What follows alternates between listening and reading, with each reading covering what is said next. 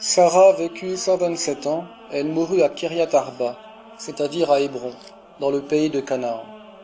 Abraham s'y rendit pour le deuil et les lamentations. Puis il laissa le corps pour aller parler aux Hittites qui habitaient le pays. Je ne suis qu'un immigré, un hôte parmi vous. Accordez-moi d'acquérir chez vous une propriété funéraire où je pourrais enterrer cette morte. Les Hittites répondirent à Abraham: Écoute mon Seigneur, tu es au milieu de nous un prince de Dieu. Ensevelis ta morte dans le meilleur de nos tombeaux. Aucun d'entre nous ne te refusera son tombeau pour y ensevelir ta morte. Abraham se leva et se prosterna devant le peuple de ce pays, les Hittites.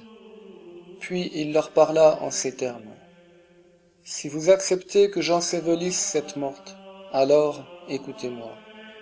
Intervenez pour moi auprès d'Éphron, fils de Soar, pour qu'il me cède la caverne de Macpéla, qui lui appartient, et qui se trouve au bout de son champ. Qu'il me la cède contre sa valeur en argent, comme une propriété funéraire au milieu de vous. Éphron était assis parmi les Hittites. Éphron le Hittite répondit à Abraham de façon à être entendu des Hittites et de tous ceux qui entraient par la porte de la ville. Il dit: Non, mon Seigneur, écoute-moi, le champ, je te le donne, et la caverne qui s'y trouve, je te la donne. Aux yeux des fils de mon peuple, je te la donne, ensevelis ta morte. Alors Abraham se prosterna devant le peuple du pays. Il parla à Éphron de façon à être entendu par le peuple du pays. Il dit: Si seulement tu voulais m'écouter, je te donne l'argent pour le champ, accepte-le de moi, et là, j'ensevelirai ma morte. Éphron répondit à Abraham: Écoute-moi, mon Seigneur, un terrain de 400 pièces d'argent. Qu'est-ce donc entre toi et moi? Ensevelis donc ta morte.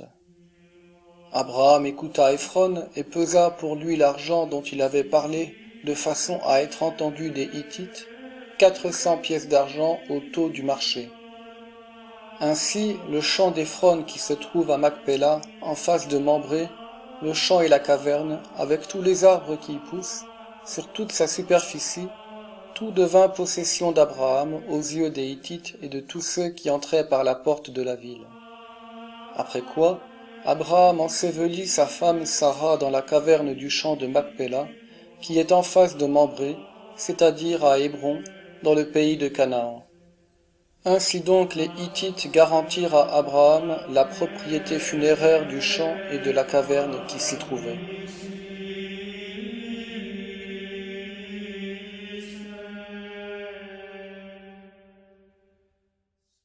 Bonjour.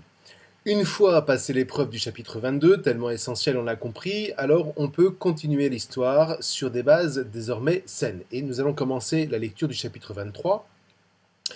Ce chapitre 23, c'est d'abord la mort de Sarah à Hébron, et on vous dit qu'elle a 127 ans. C'est la seule femme dans toute la Bible dont on vous dira l'âge. C'est une manière de signifier la valeur sans égale de la femme d'Abraham. Et en fait, le texte hébreu est assez bizarrement formulé, parce qu'il vous dit Sarah avait 100 ans, 20 ans et 7 ans quand elle mourut à Kiryat Arba.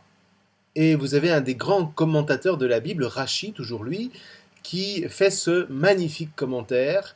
Le mot en est répété, vous dit-il, à chaque chiffre pour dire qu'il demande à être interprété.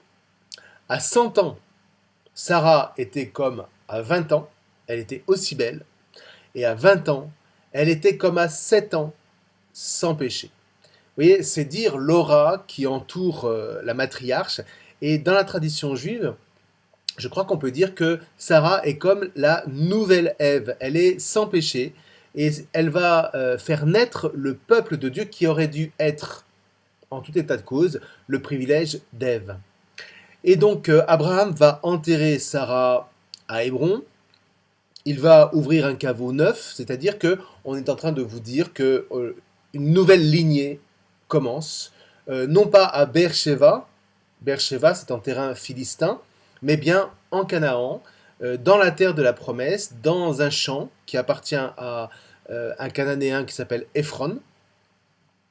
Alors là, vous avez toute une discussion, puisque Ephron voudrait donner ce territoire à Abraham, mais Abraham va refuser, pour une raison assez simple dans le fond, c'est que il faut absolument qu'il achète ce champ de telle sorte que jamais ce territoire ne soit discuté au niveau de sa légitimité dans le temps. Alors, pourquoi est-ce que Ephron tient absolument à faire un cadeau à Abraham? Eh bien, rappelez-vous, Abraham fait partie de ces nomades qui sont arrivés en Canaan à une époque où, politiquement parlant, Canaan était extrêmement fragile. Et il semble bien que du point de vue historique, grâce à toute cette population nomade qui est arrivée à cette époque-là, eh bien, le territoire ait trouvé au moins un semblant de paix politique. Donc qu'Abraham ait été un des chefs les plus éminents de ces tribus, voire même le chef majeur, c'est en tout cas ce que la tradition orale a retenu et c'est loin d'être impossible. Alors, donner ce champ en cadeau, c'était faire un acte d'une certaine manière d'allégeance, ou en tout cas s'assurer une relation de paix avec Abraham, mais non.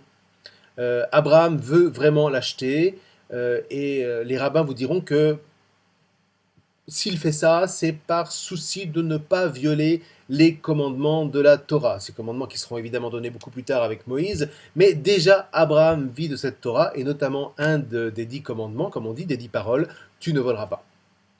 Alors voilà, c'est l'objet de tout le chapitre 23.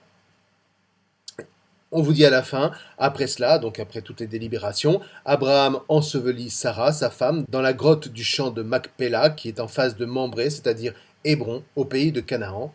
Ainsi, le champ et la grotte qui s'y trouvent passèrent des fils de Heth, Ephron fait partie des fils de Heth, à Abraham en propriété funéraire, et cette propriété n'est dès lors plus discutée.